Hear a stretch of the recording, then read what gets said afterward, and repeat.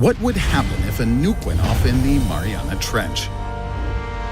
This is the Tsar Bomba, the nuke that Soviet leader Nikita Khrushchev promised to show the West during the Cold War. 58.6 megatons of sheer, unadulterated power, with a subsequent blast wave that circled the globe 3 times. And this is the Mariana Trench, the deepest crack in the Earth's surface, a canyon almost 7 miles or 11 kilometers deep, up to 3 miles or 5 kilometers wide, and completely filled with water. The Tsar Bomba was dropped from a height of 6.5 miles, that's about 10.5 kilometers, which is almost equal to the depth of the Mariana Trench. Coincidence? I don't think so. So what happens if we drop a nuke into the depths of the Mariana Trench for a good and proper kaboom? Alright, so we've decided to blow up the Mariana Trench. Before answering the question, what happens, we have to figure out a method for delivering the bomb to a depth of 7 miles or 11 kilometers, and it's not as simple as you might think. After all, the density of water is 1 gram per cubic centimeter, which means that at these depths, the water pressure will reach 110 megapascals, which is 1,100 times normal atmospheric pressure. For our purposes, this means that a nuclear bomb, with the standard outer layer of lead, will simply get crushed flat, without detonating, of course. The amusing but lackluster end result would be a giant uranium pancake, 130 feet or 40 meters in diameter, ending up at the bottom of the Mariana Trench. This pancake will emit radiation for centuries, as the half-life of uranium is 2,000 years. But in this scenario, there will be no explosion. The charge won't be compressed to the point of critical mass, and the thermonuclear shell of the bomb will get torn off halfway to the bottom and dissolve in the water.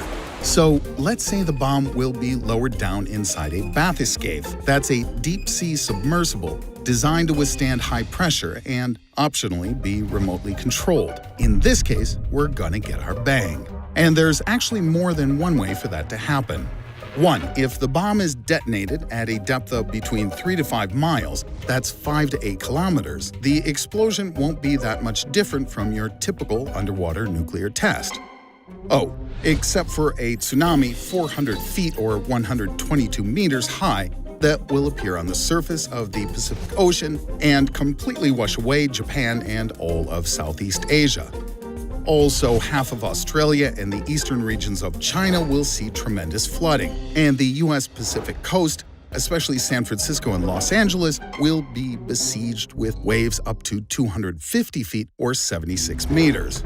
Other corners of the globe will get their share too, albeit somewhat milder, relatively speaking. Also, the background radiation in the Pacific will rise slightly for a few days before going back to normal. 2. If the bomb is detonated at a depth of between 5 to 7 miles or 8 to 11 kilometers, or at the very bottom, then we'll have to take into account the fact that the Mariana Depression is located at the boundary between 2 tectonic plates, the Pacific and the Filipino. If the world's most powerful nuclear device is set off at this spot, the shockwave from the blast, reinforced by the hydrostatic effect, will produce a tremendous downward force precisely at the location of one of the lithospheric weak spots, the junction of tectonic plates. As a result, the plates will start either converging or diverging very quickly, and either option spells trouble for humankind. So, if the bomb explodes at or near the bottom, we're not going to get away with just a really big splash. The energy received at the base will be transferred to the boundaries of the tectonic plates at the speed of sound. Part of that energy will be reflected back up from the bottom of the trench to be liberated at the surface in the form of a colossal, ultra-super tsunami. Only this time, the tsunami will be just the tip of the proverbial iceberg. Next, we'll see massive magnitude 12 earthquakes occur across the entire ring of fire, which will then give rise to a second installment of mega-uber tsunamis even higher than before. We'll next be treated to a gargantuan release of magma back at the area of the explosion, and this will set off a chain of volcanic eruptions to complete the picture, lest the survivors in the highlands assume they've been given a lucky break.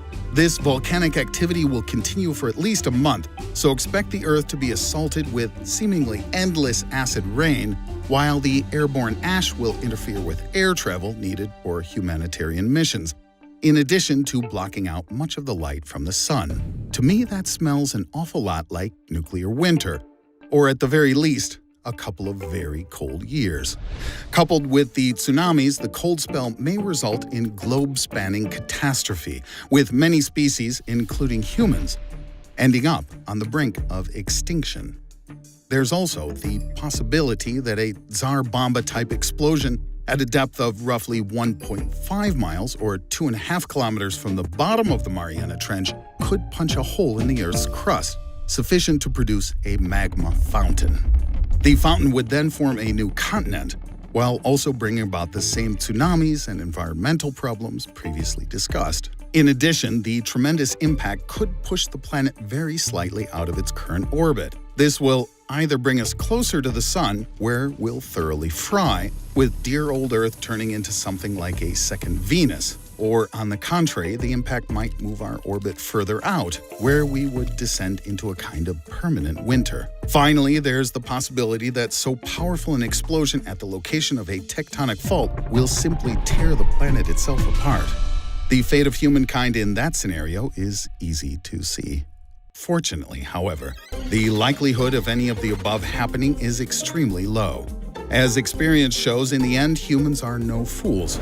Shortly after the successful atmospheric test of the Tsar Bomba in 1963, the nuclear club countries signed in Moscow a treaty banning nuclear weapons tests in the atmosphere, in outer space, or underwater, a safeguard of sorts to prevent future catastrophes.